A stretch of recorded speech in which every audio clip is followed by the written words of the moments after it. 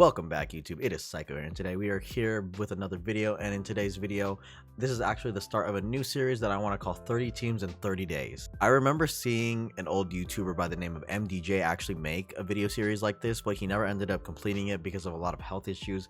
And hopefully what I'm trying to do is kind of replicate this series, but for this year, and hopefully I can actually do 30 for 30, because if I can, that'd be very impressive, don't you think? So the way that this is going to work is that I'm going to start at the bottom teams of last year, which the bottom team last year was the Houston Rockets, and I'm going to be ending with the Utah Jazz by the first day of the NBA season, I think it is. Without further ado, this first video is on the Houston Rockets. When looking at the Rockets last year, I guess the one word that I could use to describe that entire team, maybe that entire franchise in general, was it was a train wreck.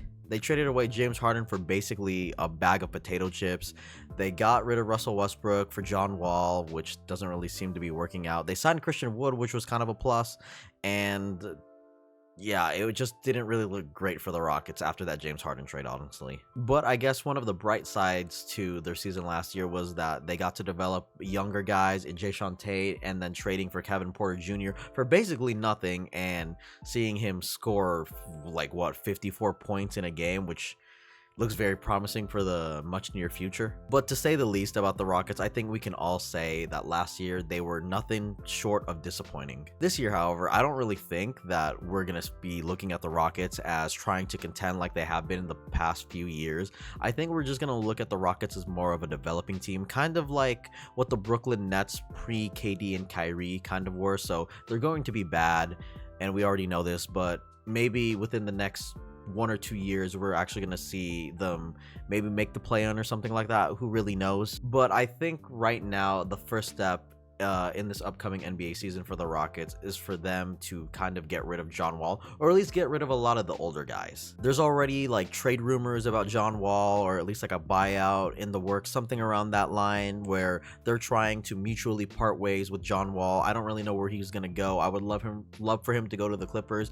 And we all know that actually a few days ago Eric Gordon actually opened up and said that he would be open to being traded from the Rockets. He didn't explicitly request a trade, but we all know that he's willing to be traded.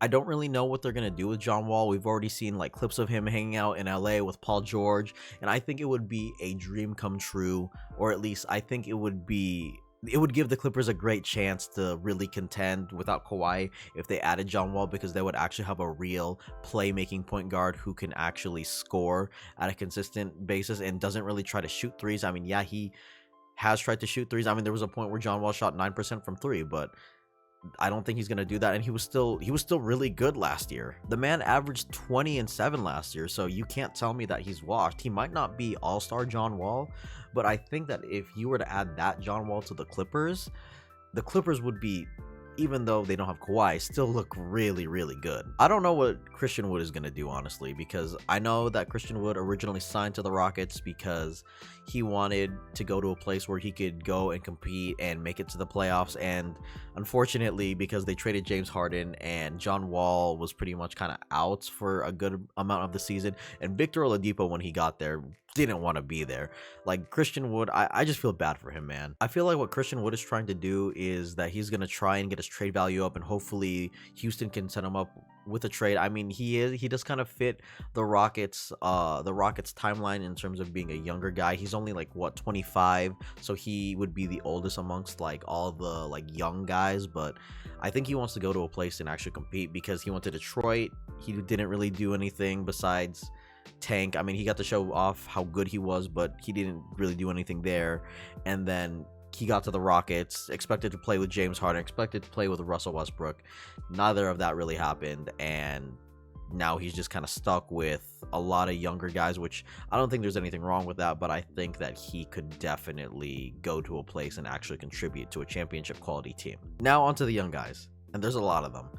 The Houston Rockets probably had the best draft in the 2021 draft, because they had 4 picks, or they were able to get 4 guys, and I think all 4 guys are really solid. Jalen Green, Alperen Sengun, Usman Garuba, and Josh Christopher, all of those guys were drafted by the Rockets, and I think that those are really a lot of the pieces, or at least they're 4 good pieces that the Rockets can really use for depth and for a nice upcoming future, especially with guys like Jalen Green. They also, like I said earlier, they have Kevin Porter Jr., Jayshawn Tate, and I think that the Rockets, even though they're probably not going to be good this year, I think they're pretty solid.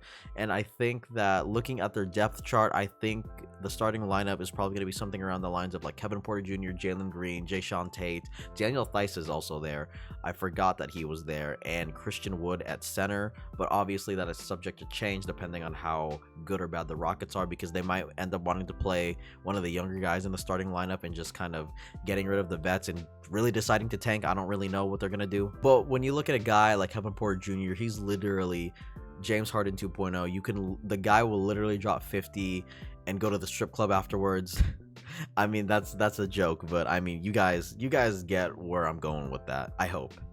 I'm just trying to say that I think KPJ, Kevin Porter Jr., is going to take a good step forward, especially now that he's probably going to play an entire season, because he didn't play, or he only played like a few games last season, and within the last few games that the last games that we did see him play, he looked pretty solid, and I can't wait for him to actually take a leap this year, because usually around the third year is when a lot of these young guys really take a leap, and I think that KPJ really has that potential. Jayshawn Tate also looks like he could fit in the mold of like maybe the next Draymond Green, because he does play like Draymond Green. He's defensive, playmaking, he's smart. I really like that kid.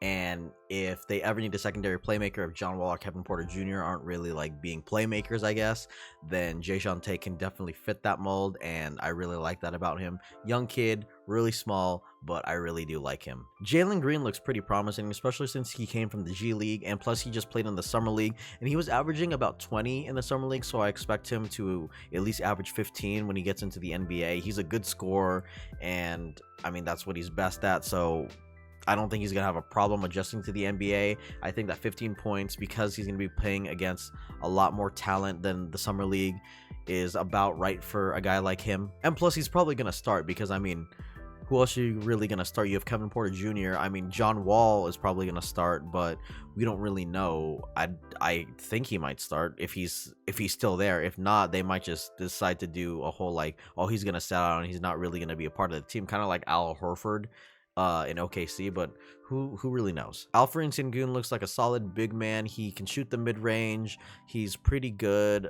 He does a lot of like fadeaway shots from what I know, but the only problem with him is that he's a little slow, so he may not be one of the best defenders out there, or at least if you switch on to him, he probably won't be able to really keep up. Usman Garaba looks really solid. He is kind of in the mold of like a Kenneth Faried, Montrezl Harrell guy, where he's a guy that will run up and down the floor really well. He can dunk, he can shoot. He's just a guy that like is really solid energy guy, a guy that I think that a lot of his stats aren't going to show up on the stat sheet, and it's more of like it's something that you have to really look at with the eye test. So I'm really looking forward to how the Rockets are going to play with him. Josh Christopher also looks like to be a really solid scorer, and honestly, just as long as you can get scorers and a decent point guard, or at least if Kevin Porter Jr. can develop himself into like a James Harden mold, because I mean, he was compared to James Harden back in college, I think that the Rockets this year, while they're not going to be great, I think that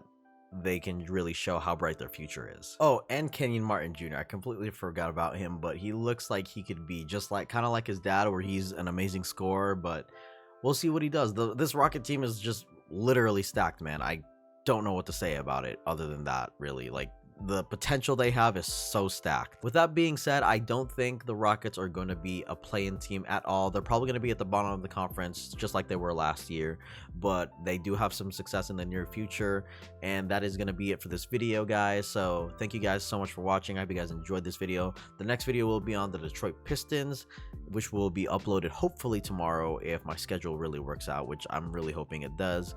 Anyways, my name is Saiko. I hope you guys enjoyed the video. I already said that before, but yeah, leave your comments down below of what you think about the Houston Rockets, and I'll catch you guys later. Bye, guys.